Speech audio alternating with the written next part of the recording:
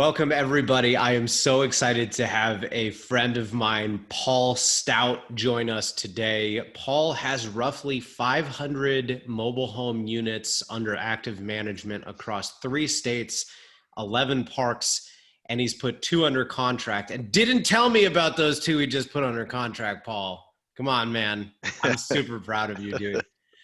So today we're going to talk about third-party management companies. This has been an episode I've wanted to do for the longest time. I've alluded to it on my podcast about the potential dangers of hiring third-party management companies. And Paul is a victim of exactly that, and in large enough scale too. So I am really excited to have someone of Paul's caliber, first and foremost, to join us. And then secondly, this is just an absolutely perfect topic that I've been wanting to get to for a while. Before we even get into that, Paul, tell us about your background and tell us about your operation. So right now, my background is in construction. I got into construction when I was pretty young, so I have about 25 years experience in the construction industry, mostly industrial construction. Anyone who knows anything about industrial construction would know that we work a lot of hours.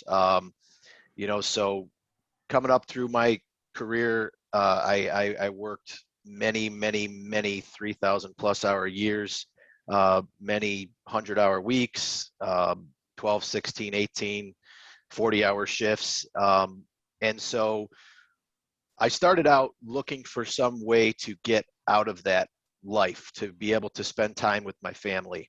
When I started looking at how to do that, it became apparent that real estate was an avenue that would probably work. And so I started looking into real estate.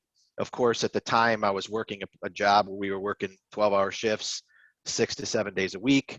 And so I thought about the prospect of, single family homes, apartment buildings, and I was kind of trying to think about how I could keep all of this together, and so as I learned more about investing in general, I actually came across mobile home parks, and it seemed to me like that was the answer I was looking for. It was scalable at the time. It wasn't like it is today, where you could actually go out and find some pretty decent deals. You can get some pretty decent returns. Apartment buildings, the returns were pretty low at the time. You'd have to get some C-class stuff, if not C-, in order to really get the cash flow returns I was looking for to be able to drop that W-2 job. And so I ended up purchasing my first mobile home park in early 2016, and it went very, very, very well. I purchased my second very shortly after. I was managing them myself at the time. I think I was working 70, 80 hours a week. And so I thought about expanding and realized that if I were going to expand any more than the, roughly 100 pads, 2 parks I had, it was going to take some assistance or some change to be able to get me to be able to operate these properties. So what I ended up doing was I tried to find some property management solutions, because I was a broker as well. I was working as a broker just in getting into real estate. I thought that becoming a broker was a good idea. And I ended up working pretty much exclusively with people that were buying multifamily and some single family, but for investment purposes. I noticed that, they would often ask me to help them find property management, which I was most often able to do through very high recommendations, and with long-term relationships with these folks. I found it was going very well. So I tried to find the same thing in the mobile home park space as far as management, to see if that existed. I asked around. There were plenty of small shops that people had mixed reviews about, and then I came across a company that was very highly regarded. And I started asking around, and some people that were very well respected in the space, I knew they highly recommended them. They had used them. And so I decided that in order for me to grow, I was going to push fast forward on acquisitions and not hold myself back on operations by hiring this property management company. So I got a third property under contract, hired this property management company, and initially things went fairly well. I then purchased an additional 8 properties, gave them all to this company, and then things started to go a little bit south, which we're going to talk about. So that's pretty much my background, how I got into it, and so most of my growth was utilizing third-party property management, and then of course I've since had to start my own property management company, and I have taken all my properties back, so I self-manage everything at this point. There's a few things there I want to highlight. First off, you have a construction background. So things like getting permits, hiring handymen and handywomen, any of those issues you're very familiar with.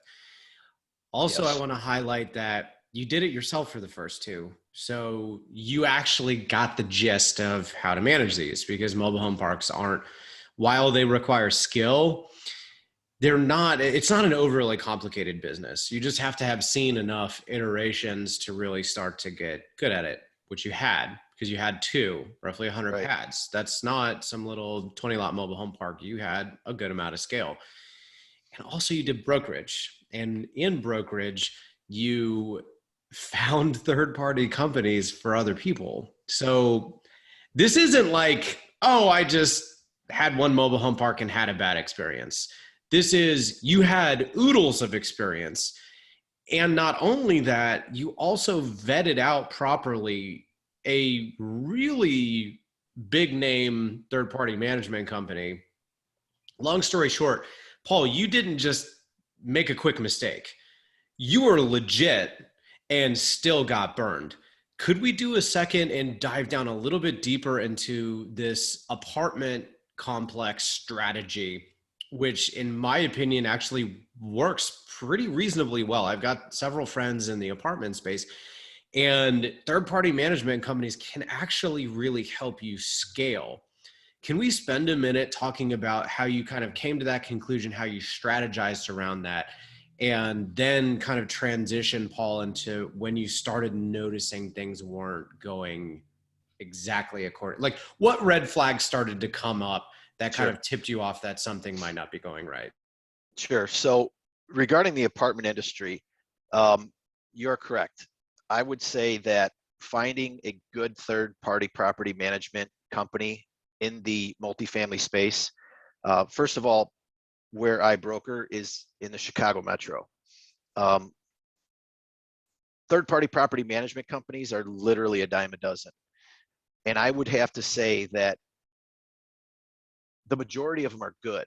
The majority of them can be trusted to take on 20, 30, 50, 100 units.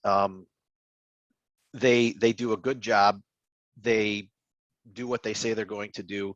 The folks that I know that utilize third-party property management, because I have numerous friends in this area and who live outside of this area who own anywhere from 50 to 600 units, and they all use third-party property management. They've all been using the same companies for years, and they're all satisfied with their third-party property management.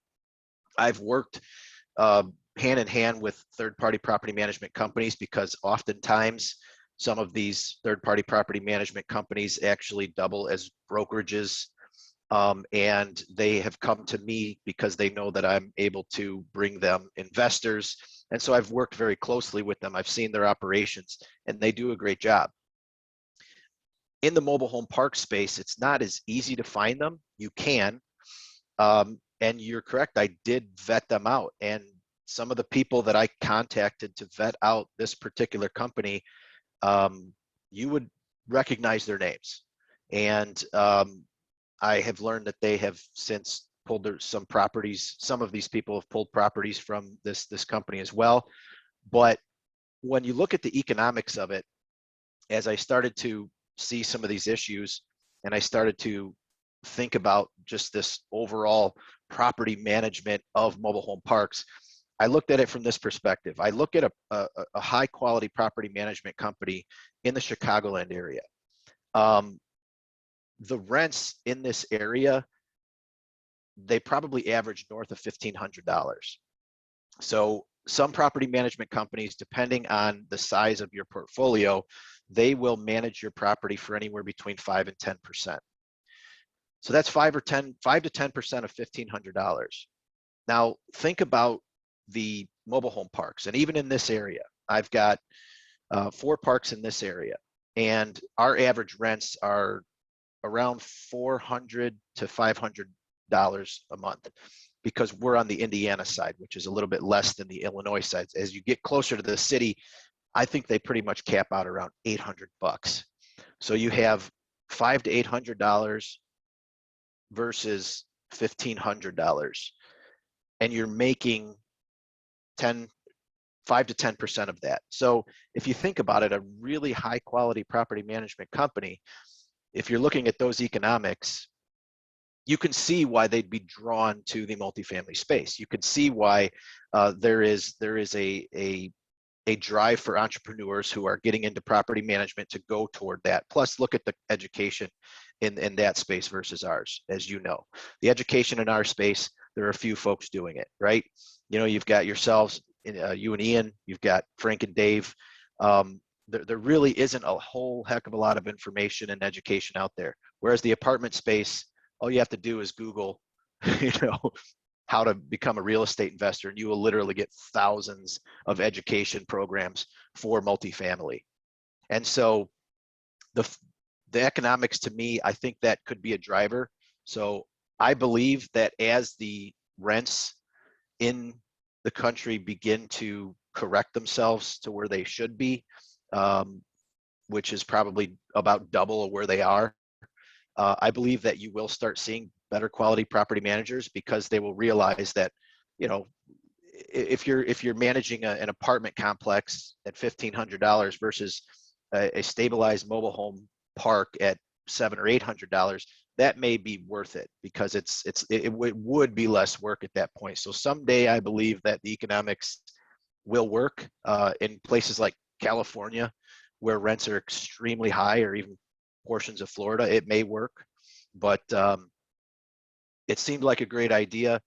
It seemed to work for a while. There was plenty of testimonials that I collected, but it just started to fall apart at some point. And you know, I have even heard of investors who have massive portfolios that this company and others are managing, and they're very happy with them. And so what I believe is that unless you have a portfolio in the multiple thousands, and you've got some high quality properties where the rents are high, I believe that is probably the issue that I ran into. Is even though my portfolio may sound large to some folks, especially beginners, from their perspective, it just didn't get the attention that someone who has 4,000 pads is going to get. So that's interesting that you say all that, and I can feel a handful of folks who are going to watch this cringing, waiting to ask a simple question. But Paul, it's mobile home parks. It's less work. You don't have to fix anything. It's a coupon clipper. They own their own home. Yeah, I get it. It's $400 or $500 versus $1,500, and there's no lease up in theory, right? So there's no bonus Right. to move someone in. So the economics are less, but in theory, it's less work, right? Why does that break down in your experience? So I would say overall, it could be, let's put it that way, it could be less work.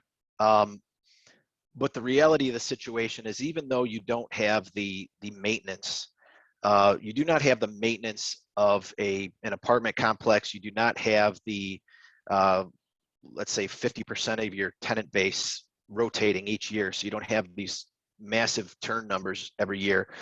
There are other things, excuse me, there are other things that do make it more complex. And I would say one of those is the tenant base. I have found that our tenant base tends to be more needy. And a good example of that, if anyone has switched from the old check in the mail or check in a Dropbox to utilizing something like online payments or cash pay at a vendor, you will see that my guess would be that in an apartment complex, a transition like that would be much easier than in a mobile home park, because the folks, I mean, if you're going to do that switch, you better be ready to be answering some phones, some emails, because they find it very difficult. Um, without being too offensive here, there's probably a reason that they live in a mobile home park instead of a $1,500 a month apartment. And one of those reasons may be because they're not tech savvy in the least. They probably have a job that requires very little skill, so they have not picked up skills through college or some other job that they've been on where they're utilizing technology a lot. And also, we have a lot of older folks who are on fixed incomes with Social Security, and they just simply don't use technology. So, it's not to say that we don't have college graduates in our parks, because we absolutely do. I mean, I've definitely come across a few folks that, master's degrees in engineering, retired, just living in a mobile home park because that's what they like, because there's a big, community, and they didn't have that in a neighborhood. And, they do exist. However, I would say overall, our tenant base is probably a bit needier. I would guess that in an apartment, some of the complaints that they receive are, regarding the facilities not working. We get those calls too. And it's not to say that we have to address them, but we still get those calls. I mean, I'm sure that you can attest to this. Someone owns their own home, something breaks, they may still call you. You may not have to address it, but they'll probably still call you, and it'll probably take 4 or 5 calls to convince them that it's not your problem. So then you still pay to fix it anyway. I did that it's literally so, this morning. and sometimes you still pay to fix it anyway. So overall, I would say it is less moving parts, because I've got 2 regional managers. I call them regional managers, not really what they do for us, but let's just say it that way, because then people kind of understand what they do. They operate multiple properties. So those managers come from the property management space, multifamily. And so I'm getting to learn some of the differences, and they do appreciate some of the differences. They do say that overall it's much simpler. Doesn't mean it's easier. It is definitely simpler. Doesn't mean it's easier, especially when you're doing a turnover, a transition. See, we took on 375 units all at once, because I was operating 125 myself, and over the course of about a month, 2 months, we took back 375 units. It was chaotic. It was absolutely chaotic. So there was nothing easy about that. So I believe that if a property management company has the right systems in place, I believe that they could do very well. The thing that I found was that much of the stuff that really requires the time, it was being sourced out anyway. For instance, accounts payable can be a time consuming thing if you're not able to set it up with automatic payments and such like you do. And so that was one of the main reasons why I actually hired this third-party company, was to intercept the calls so I didn't have to take them, and also to do the books so I didn't have to do it. Well, I found out that they were actually utilizing companies to do a lot of that work for them, which is in my mind, it was like, okay, well, why don't I just hire those companies myself? Because I can hire someone to take the calls, I can hire someone to do the books, and I'm pretty much in the same spot, which is what I ended up doing. It's funny, there's a bunch to unravel there, but I'll start off by reiterating, like I've said on my podcast before, we are dealing with arguably one step above Section 8. And I have Section 8 residence. So it's in some cases not even a step above Section 8. And it's not that, like you, I have plenty of folks with master's degrees, college degrees, folks that you would never know would just prefer to live in a mobile home park. It's there. The community is, you cannot find these communities anywhere else. It's incredible, the kind of communities that just kind of build on their own within our mobile home parks. But that doesn't mean that it doesn't require, you're taking on a riskier clientele. You just are. So because of that, it requires a higher level of skill, and you don't own their homes. They do, which causes a lot more problems than folks think. And this morning, I literally had to deal with a guy who swears up and down that it's our lines that are getting backed up and it's not him. And he's very, very elderly. So we're trying our best to help the guy out because he always pays. He's a wonderful person. Swears up and down it's our fault. Long story short, after 3 plumbers, we finally discovered his sewer pipe is just not even plugged in. It's not even plugged in. The sewer connection is there. There's nothing wrong with it. His main sewer line is just not plugged in. And so, in other words, you've got a guy on fixed income who can't afford to literally hire a plumber to just Right. plug the dang thing in for him. And we have sewage running in our streets. Wow. Like, I'm sorry, man, I'm going to pay to fix this. Yeah, And you you can have pay to. me free. Like, it's going to happen. And so that's just something that I think a lot of these talented third-party management companies it's just another skill set that you have to develop through iterations. It's not something you can just go to a college class and learn. You have to get on the bike and start riding. So, and then I'm having to deal with this yesterday and this morning is someone moves out and sells their tenant-owned home to someone who doesn't do the background check. Yeah.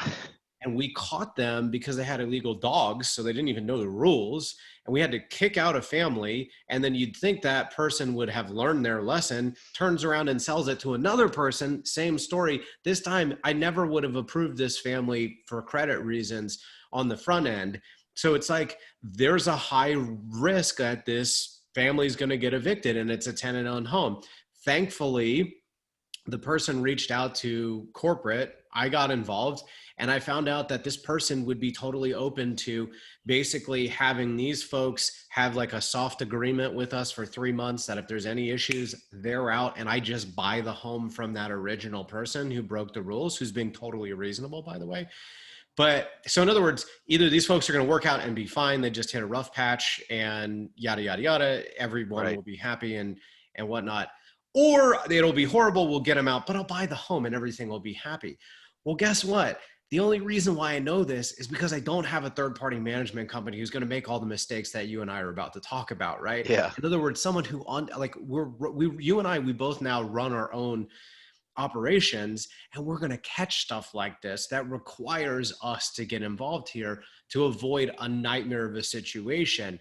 So Paul, before we go on your list, because I'm so excited for you to just start reading off bullet points like you were doing before I hit record, tell me, like, okay, so the red flags that you saw were like, hey, you're supposed to be managing my company for me, but you're outsourcing, I'm outsourcing that is getting things that are getting outsourced, like accounts payable. Like, what other red flags did you start seeing where you're like, something's not right here? Yeah, one of the red flags that I started to see was I started to see the occupancy dropping. Collections were dropping. And, of course, every time I spoke to them, it was, COVID. But I don't know. It just, from what I was hearing from other operators in COVID and the effects it was having on them versus what I was actually, seeing happen with this company, it seemed like there was something wrong. I was also, I was catching little things like a bill from another property that we were paying. And, the only reason I caught it was because we had paid a bill, a few $100s, and I saw it. I was just going through some of our expenses, and I noticed that there was a bill for a company, and it sounded vaguely familiar. And I thought it was like a company that did water treatment for wells and inspections for wells. And I'm like, I have all city water in my portfolio. So I looked in, and certainly sure enough, that's what this company did. So I contacted them.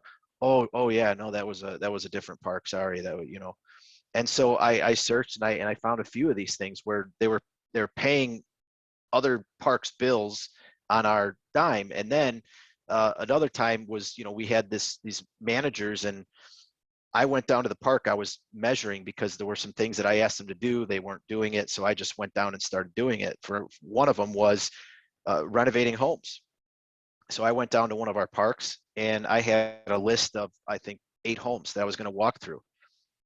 Ryan, the first 2 homes I walked through were move-in ready. And I looked back, and they had been vacant for 3 months. And here the whole time I'm thinking that they're, being told that they're readying them for, they're trying to find contractors. It's too difficult during COVID, blah, blah, blah. And I walk in, the first 3 homes are ready to go, literally ready to go. Unbelievable. Yeah. One of them was on a demo list. Please don't tell me that. One of them was on a demo list, and I'm like, wow, this is unbelievable. We ordered homes in September. I told the guys at the property management company, okay, we ordered these homes. Let's get 3 bids for, setting up these homes, prepping the lots and installing. It took a long time to get these bids. I never did get all the bids. I got a single bid, and the bid was just outrageous. Yeah. And they recommended just utilizing them, because they said, well, we can't find anybody else. And I said, man, there is no way. I mean, the guy was charging almost $9,000 for an install. And I'm like, why would you have to pay $9,000 for an install? And so I decided to just go and try and find contractors myself. I very shortly thereafter found a guy, and he was willing to do the installs for, I believe it was somewhere around $4,000. And so I had actually found someone that had used him to install over 100 homes, and I spoke to them. They said he did a great job, and so we ended up hiring him. And so far, he's doing a great job. So you start to see where the stories don't add up. We started to see. I was down at another property measuring lots, because they were supposed to give me lot sizes so I could order homes. Never got it. So we went down, and a guy comes out, and I'm like, how you doing? He's talking to me, and he says, something to the effect that he was he's a helper at the park, and that he works with so and so, the manager. And I'm thinking, that's not the manager's name. So I called them, and I said, who's our manager down here? They said, oh, it's so and so. And I said, well, this other guy told me that another name, that she's the manager. Oh yeah, well, so and so is actually going to work some other parks for us, and so we hired this person. And I mean, it just, stuff like that started happening. And I decided to take one property just from an economic standpoint. Working with you and Ian and your mentorship program, we decided that I had 3 properties that I really didn't need them, based on where they were in the economics of it. So I said, okay, I'm just going to take these over. I didn't have anything that was just like silver bullet kind of terrible stuff at the moment. So I ended up taking that one property, in fact, because it was right next to 2 other properties I was already managing. And that's the reason why we decided, well, why not just manage all 3, get a community manager that handles all 3 of those, and then on-site attendance at each. And so when I took that property back, that's when I really found the problems, because going through the leases, speaking to the tenants, getting firsthand accounts from tenants, from the existing manager that was there that we worked with to do the turnover, and digging through the books, that's when I really started to uncover the horrific truth of what was really going on, and then decided to take all the property back at that point. I remember, by the way, one of our first conversations before you did the mentorship program, you sounded so overwhelmed and stressed out. And I remember our last mentorship call, you just sounded like a totally different human being. So before we get into quite literally the worst of it, because I'm excited to hear the bullet points. Like everybody listening in, before I hit record, Paul, I cut Paul off in the middle of his list because I was like, I want people to actually be able to see my facial reactions as I hear this stuff because it's so atrocious. But real quick before we do, I'll say this: my collections improved during COVID. And you and I talked at length about that. And I am a big fan of the value adds, the heavy, heavy value add deals. I don't just exclusively buy heavy value add deals, but I love a good, just heavy turnaround that no one will touch. And oftentimes, those are properties bought by an out-of-state owner that hired a third-party management company. And I have run into more than one major, big-time, great reputation third-party management company that have just absolutely run properties into the ground. So I've seen itsy-bitsy little mom and pop third property management companies run stuff into the ground to the point where Ian and I get excited because we're like, hey, value add deal. And I have seen big time, big name. Everybody has heard of them. You've heard of the people who use them run it into the ground. So it's not just a little guy here and there. It can be the big ones. But Paul, I'm gonna hit mute and I want you to just bloodbath it. I, I I want to hear all of it, man. Let's do the bullet point, man. Tell me the All worst of right. it. So the first item that I found, I think, is enough to fire any property manager. They let 2 of our licenses lapse on 2 of our parks. So basically what it was the health department had sent some notices and said, we need this done. And it was super simple stuff. But basically they were not taking care of the things that the health department guy wanted them to take care of. So we sent him a notice that said, look, if you don't take care of these things, which normally, with health departments, it's like, take care of this, here's your new license, because they kind of just trust you to do it. But apparently he had been on them and they've done nothing so much that he decided to pull our licenses. Fortunately, I'm working with the guy, we're getting our licenses back, everything's fine. The other thing is, in 2 of the properties that they had, one of them, our occupancy went from 50 to 37. Another one, our occupancy went from 83 to 73.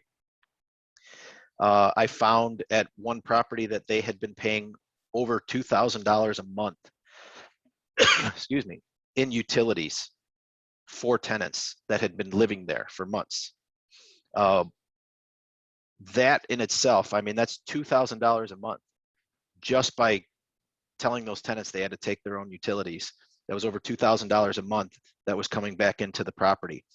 Many, many, many missing leases, many more that were incorrectly filled out. We had lease options and mobile home rent credit agreements that were filled out improperly. And some of these improperly filled out agreements can be very costly if they go bad. So there's a huge amount of liability in the future that we don't even know how it's going to play out because of the fact that these leases, lease options and MHRCA agreements were filled out wrong. So the cost of that is yet to be seen. Some of the folks that were paying on homes, they just stopped paying and they agreed that that was their last payment, and they could not answer why that person was given a home. They changed the terms on some of the lease options. Just the ones that I found, I calculated a loss of over $50,000. They hired, this wasn't early on. This was one of the issues that we talked about kind of early on that made me start to think. So originally, when we talked about hiring a property manager for the site manager, we had a budget in place. Excuse me.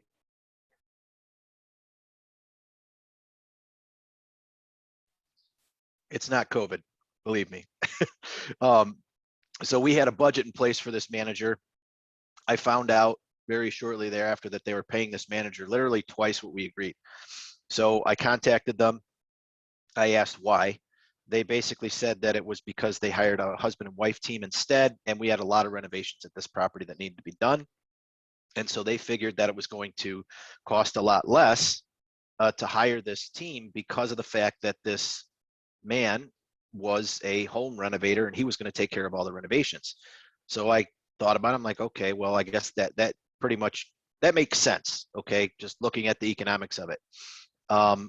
As the months went by, I started seeing bills from contractors come in for renovating homes. So he was not renovating the homes as he said. We were still paying contractors. Some of these contractors we were way overpaying because they were not getting the pricing. So I demanded that they got the budget in line with the manager. From the very beginning to when we actually got it right took months and months and months.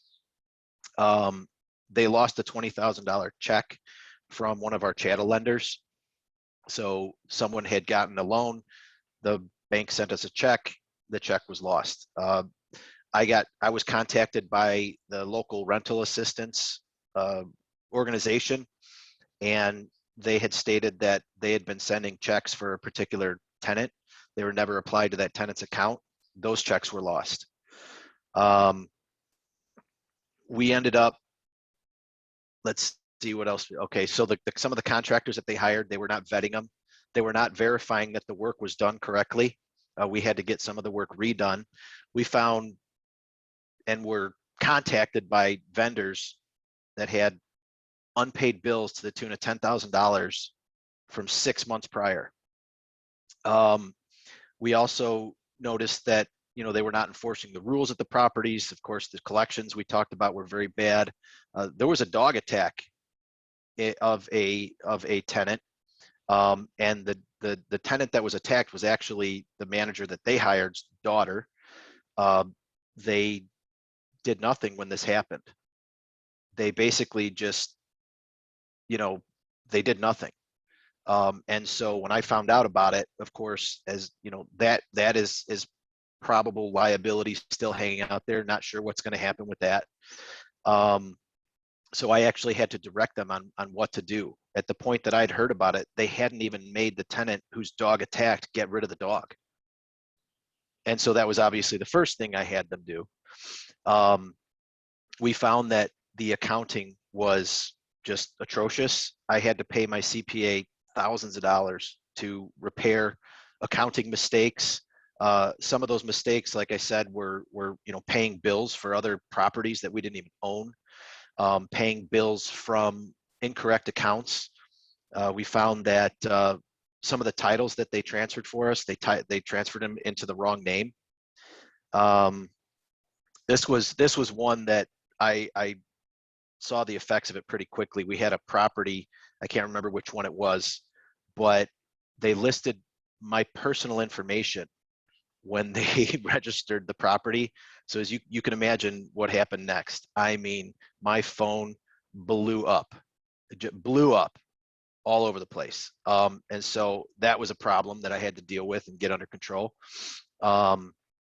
They were, let's see,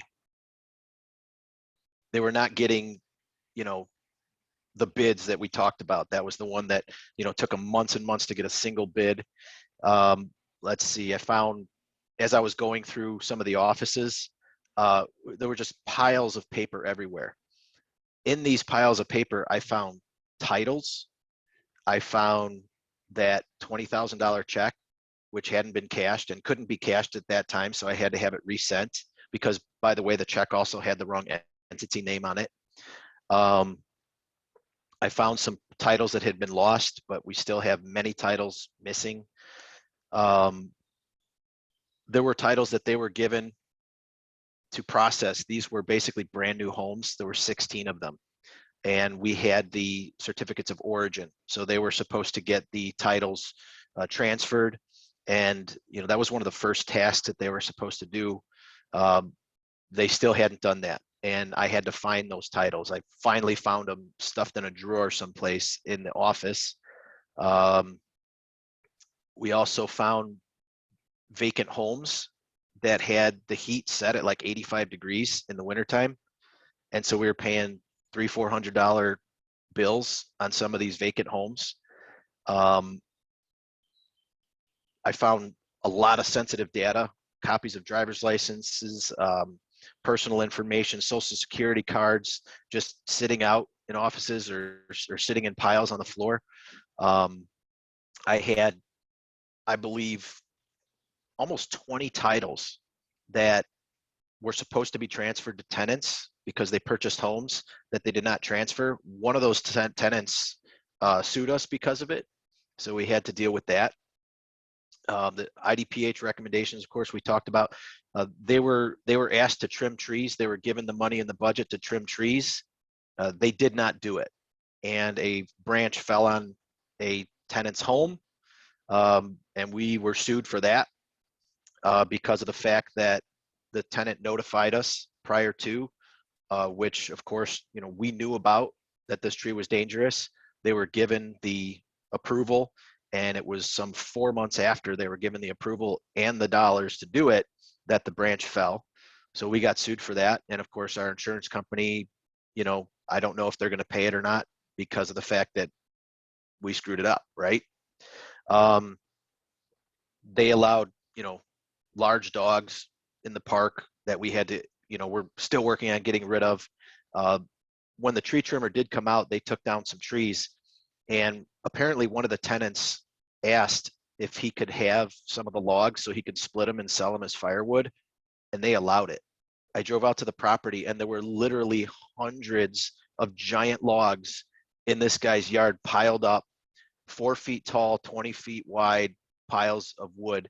And, I kind of lost my cool on that one, called them, made them have the tree trimmer back to collect all those logs and process them. I refused to pay for that, of course, which they did, but still, that was a huge mess. And of course, they didn't clean up the mess that it left to have hundreds of logs laying on the ground.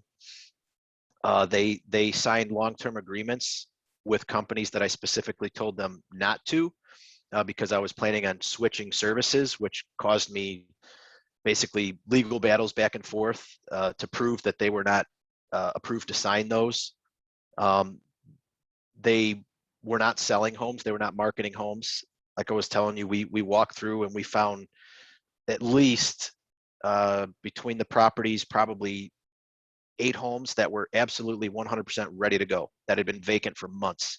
We found other properties that required cleanup, not even repair, just cleanup, that were then ready to go. We were told, of course, take this with a grain of salt, but when we took over, we were told that tenants had been trying to get a hold of them for weeks, no return calls. And so, we had to deal with a lot of unaddressed issues that they should have been addressing. They were supposed to switch when we purchased the property. Some of the tenants were paying on the 15th, and that's a huge pain in the butt to have some tenants paying in different dates. They were supposed to switch that. They never did. So we had to switch that. They were supposed to work with some of the tenants to convert to, help these tenants purchase their homes. They never even attempted to do that. In certain parks, we came in and we still had rentals. Because we told them immediately when we took over that property, we don't do rentals. If these people want to buy it, let's make it as easy as possible. If they can't, let's work something out where they keep paying rent for X amount of months and then they own the homes. They never even attempted to go through that process. They paid incorrect amounts for utility bills. So when we went through our utility bills and we were taking over, we had utility accounts that had hundreds, in some cases thousands of dollars of credit, and then we had other utility bills that were overdue by months that were they were threatening to turn them off, and it was a bigger deal than what I would have expected to get the money back.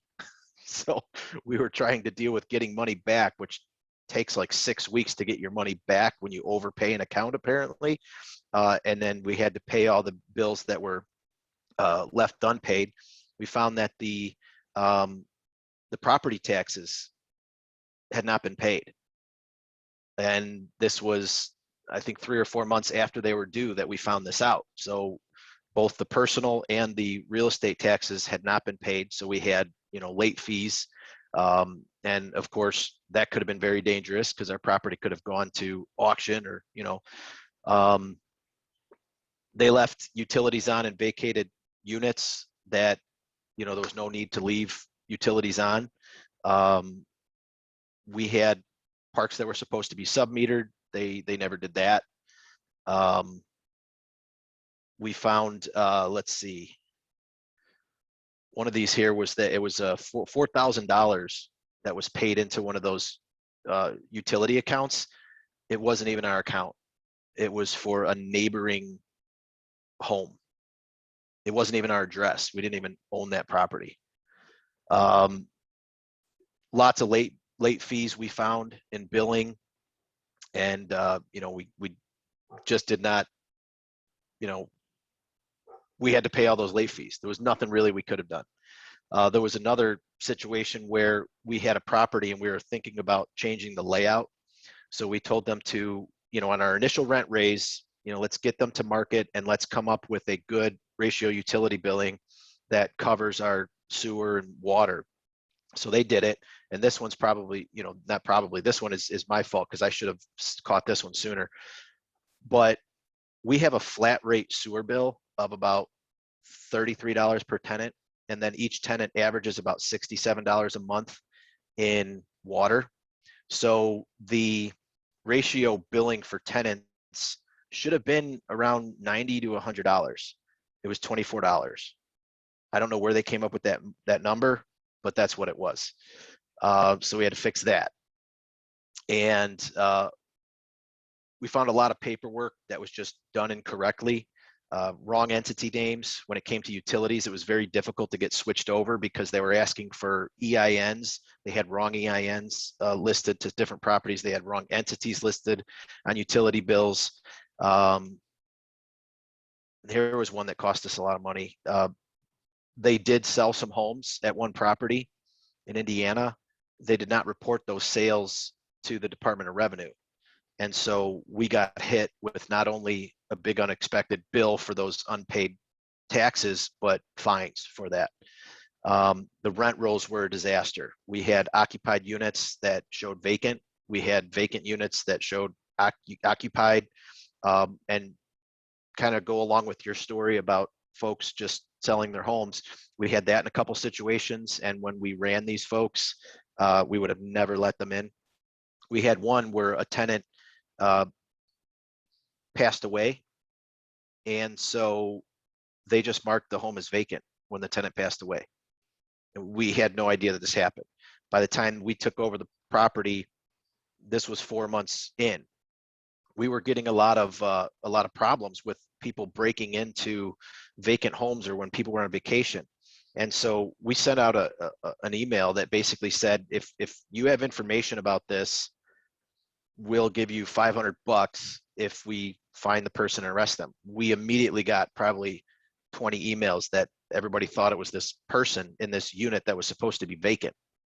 So what we found out was when this person passed away, her loser son moved into her home and basically just lived there. It took us 6 weeks to get them out because by that time they had already been paying utility bills and we couldn't just have them arrested for trespassing at that point. So that was a huge nightmare. And all this time they broke into vacant homes, rent-ready homes that we ended up having to do $3,000-$4,000 in repairs because they stole carpets and fixtures and busted drywall and doors and windows. So it was a nightmare. And that's the end of my list. Well, anybody who's listening to this and not watching it on YouTube, I hurt hearing these things. They made me cringe very hard. Paul, I don't even know where to begin, dude. I don't even know where to begin. I really hope that that bloodbath that you went through really discourages people from trying to copy paste from the apartment realm. Because as anyone watching or listening in, I've tried to say this in so many words and so many different podcasts and interviews and everything. Paul, you are a living example of why it just doesn't work that way. So before we transition into how'd you fix it, because I think that this does have a pretty happy ending, there are a few kind of cheeky questions I want to ask, kind of questions that I know folks are thinking that are going to be that guy or that girl who are going to ask them. So, Paul, I want to play to that crowd. Didn't you tell them? Didn't you just say, "Hey, listen, these are the kind of things that are going on. Can't we work through this?" Or maybe, Paul, did you ask too much of this company? What about maybe if you had just applied the same situation to more stable properties and to more turnarounds? What would you say to the kind of internet troll crowd who are thinking those things, who are going, "Oh, well, if I just buy stable properties, if I don't have turnarounds in the mix." I think I know your answer too, by the way, which is that, Paul, some of your properties were stable and you still had a ton of issues. Paul, what would you say to that kind of internet troll crowd who's thinking to ask something like that? The first thing I would say is that in some respects, they're probably right, because I could have caught some of these things earlier if I was watching more closely, or I guess if I knew what to look for. If I knew, so basically, let's put it this way. If we get to a point in our industry where third-party management becomes more viable, I'll have a lot more experience in knowing what to look for and how to find it. Okay, because I did find all this stuff, but a lot of it I didn't find until I was actually digging through paperwork. So there were a lot of things that I should have and could have caught prior to it becoming an issue. Um, you know, so that is a fact. But one of the reasons why I hired a third-party property management company was because I simply did not have enough time in the day to do as much watching as I am doing now, because of the fact that I no longer have my W-2 job. I'm doing this full time. So I have a lot more time to watch these things and to find these things. Should I have set up systems where they reported on KPIs that would have indicated some of these issues? Yes, I should have.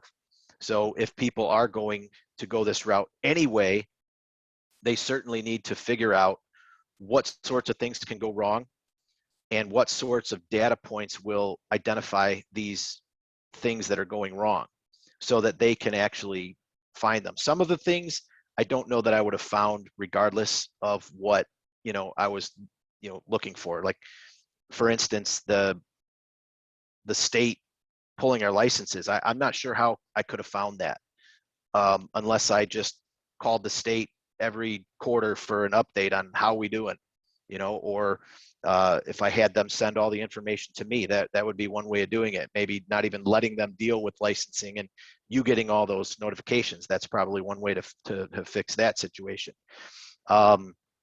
As far as some of the other things, though,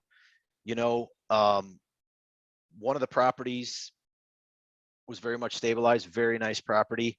And one of the things that pretty much started me down the path of thinking this is not going well is that this property should have been cash flowing like crazy, and it wasn't.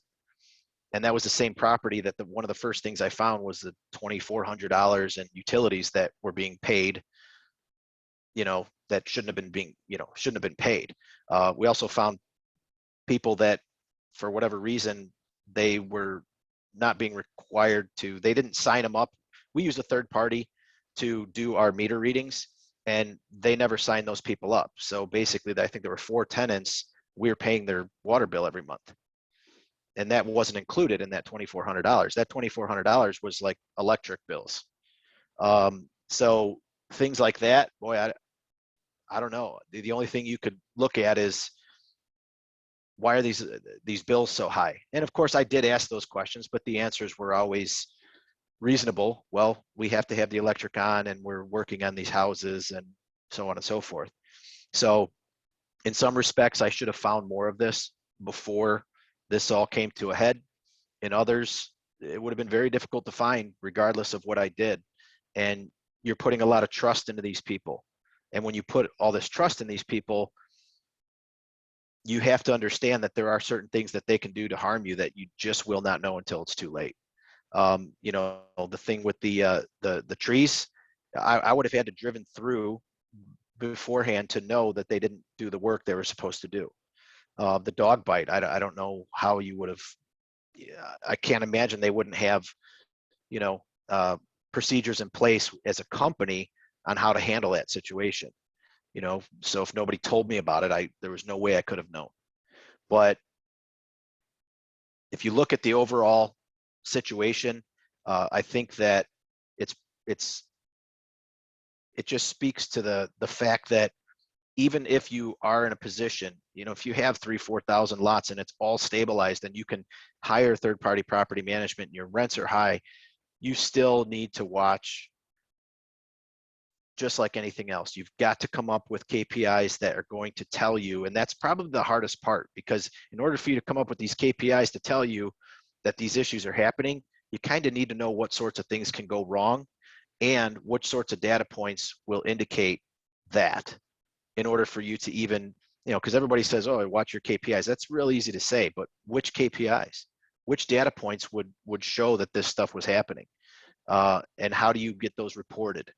So I think it's going to be possible someday, but as it stands right now, if your portfolio is probably 1,500, 2,000 or less, you're probably going to want to figure on managing yourself, because that's really the only way at this point.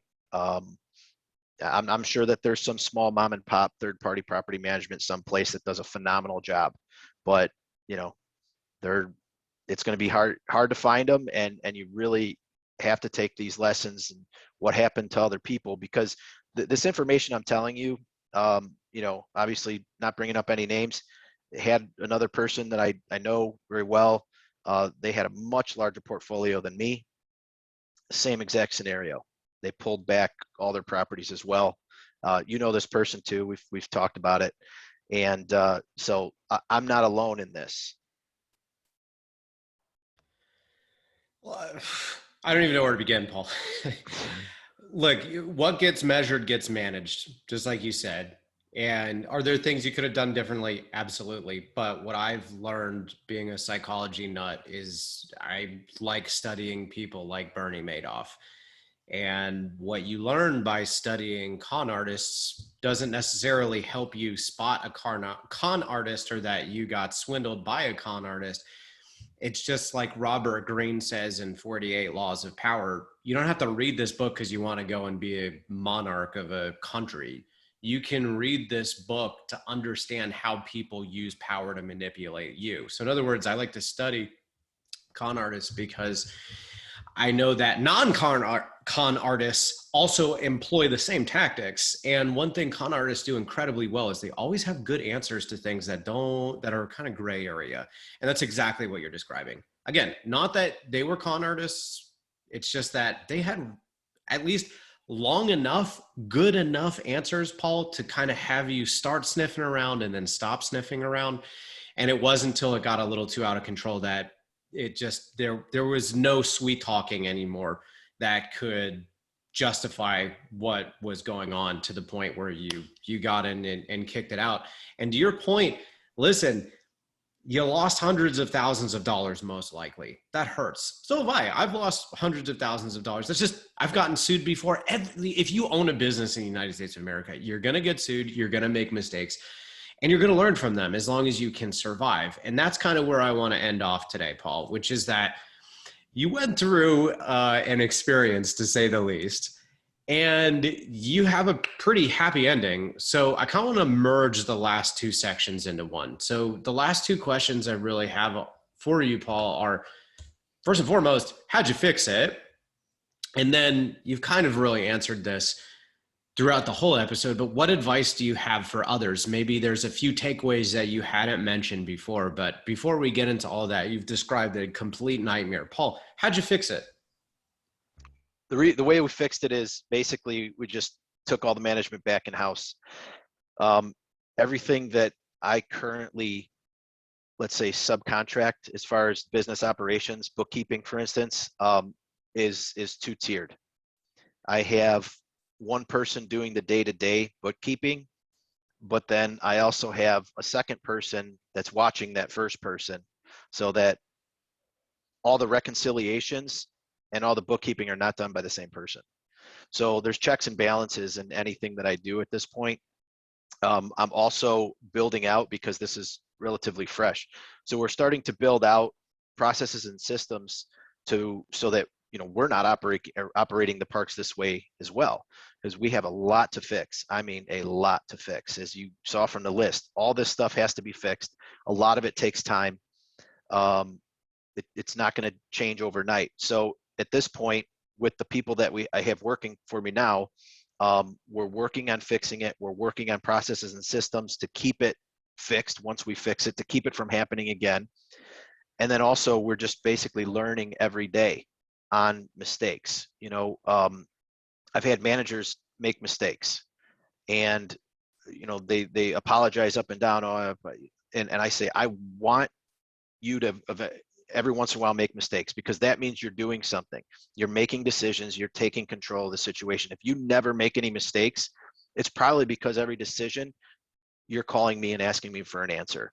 So you still have to trust people, but you have more control over these people when they work directly for you versus through a third party, because of the fact that there were things that I knew were wrong initially, and I stated my concerns to the third-party property management company, and it took a long time to fix because I had to keep following up. Why isn't this fixed? Why isn't this fixed? Now I can fix it much quicker. So we move a lot quicker now. So that has fixed a lot of things. We're mending fences with our tenants who were basically soured through the whole experience going through that. And so that's going to take time. We have improved a lot of our relationships with our tenants, but some of them we're still working on improving them. And we just go on. We get back to the fundamentals. We run the business like a business, how it's supposed to be run. And when issues come up, we address them and we learn from whatever those situations were, so that we're better the next time. And as far as advice, the biggest piece of advice that I can give someone that I did not do, if I were to start over, is if you're going to start out, you're probably going to start out small like me, right? I bought one park. I ran it myself. I mean, literally myself. I didn't even have a manager because I wanted to know everything. Okay, so if you're going to do that, the thing that I did not do that I should have, that I would highly recommend, is every single time you have to do something at that property, write it down, explore it, think about it, and record how you fixed it, how it went, and from that, build processes and systems well before you ever need them. That way, when you do need them, you're plugging them in and you're playing. I'm building processes and systems now while I'm trying to address this and manage 500 properties. It's a lot of work. It's a lot of pain, and I could have been doing that all along, and I would have been light years ahead of where I am now. I would also recommend that anyone who's looking to get into this business, plan on operating yourself or partnering with someone who can. Okay. Do not plan on turning your stuff over, especially early on. I've heard of people that are coming into the space from the multifamily space, and I've heard their pitches on their money raises, and their whole business is being built on giving third-party property management their companies the exact same way as apartments. And I just cringe, because I don't think it's going to end well. I really don't think it's going to end well. In fact, one that I heard recently, it was the same company that we had gotten rid of. And so just be careful with your funds if you're going to be investing in anything like that. Go with someone who is a seasoned operator and manages in-house. It's the exact opposite of apartments, because you can get pretty good results both ways with the apartment building multifamily space. In this space, don't go into this thinking it's a passive investment. It is not. Go into it understanding that you will need to pour out blood, sweat, and tears for a couple of years if you want to be successful and you want to build a business, but build a business from the beginning. Do not work in it, work on it, and build it from the beginning. Even if you don't think you're going to hire anyone ever, it doesn't matter. Still build your processes and put them in place just in case, because at some point you may be big enough, and instead of turning it over to a property management company, use the same funds to hire a good qualified manager to operate these properties. That would be the advice I would have.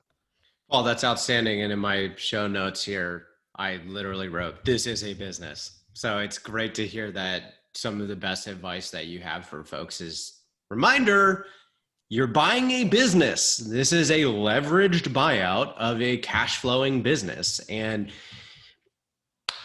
you got to treat it as a business, meaning you got to have systems, processes. Even if you're outsourcing a ton of stuff, you need to check on, you need to trust but verify that you're getting what you're paying for. And I want to reiterate what you said a little bit earlier, which anybody listening in here that is a third-party manager, I really want you to hear, you're not all bad. That's not what the point of this episode is. This episode isn't to beat up third property management companies.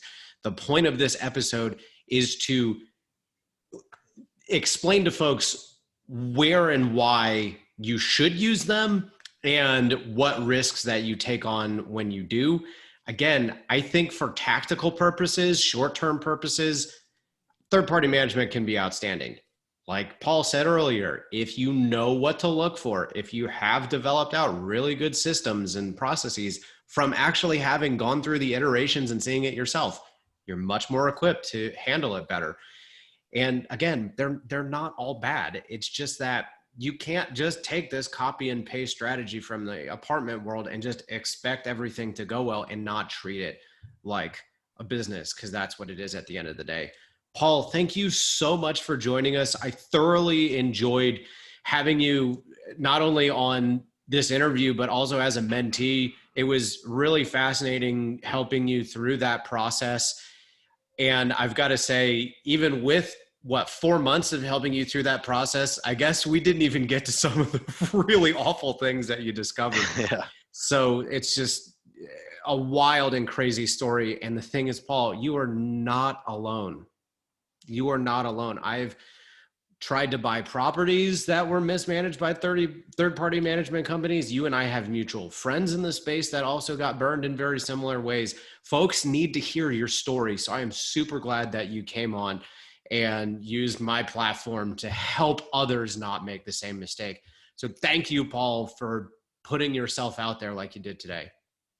I appreciate you having me on, Ryan. I enjoyed it. Yeah. Awesome. Even though it brought up some bad memories. Well, the good news is it has a really happy ending, and you've got 2 more under contract. So I look forward to chatting through those with you too at some point. But Paul, thanks again. Everybody, thanks again for listening in. Thank you.